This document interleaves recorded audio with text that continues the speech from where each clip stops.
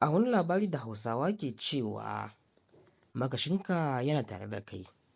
Rundunar 'yan sandan jihar Edo ta cafke wani mutum mai shekara 31 da haihuwa mai suna Joshua Osagbovo bisa zargin kashe budurwarsa Osato Fetus Odiavirian, sannan ya binne ta a wani rami kusa da gidansa da ke unguwar Iyanomon a ƙaramar hukumar Okpoba Oka.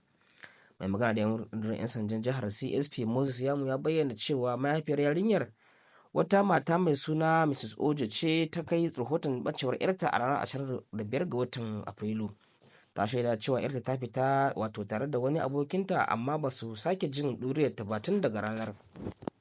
Bayan haka rundunar ta tura bincike zuwa sashen binciken manyan laifuka na jihar SCID, inda daga bisani aka kama wanda ake zargi, wanda ke zaune a Yanoman bisa zargin da ake masa.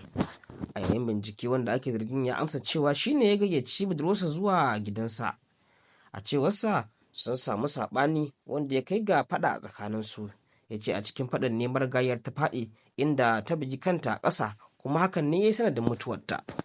Daga nan ne ya ɗauki gawarta a cikin wani keken hannu ya kai ta cikin daji, inda ya tona rami sannan ya binne ta ba nisa daga doron ƙasa ba. CSP Yamu ya kara da cewa a ranar 20 ga watan Yuni, wanda ake zargin ya jagoranci jami'an 'yan sanda zuwa wurin da ya binne gawar, inda aka tono ta a cikin yanayi na ruɓewa. Ya tabbatar da cewa za a gudanar da bincike, duk wanda ke da hannu a ciki za a hukunta shi.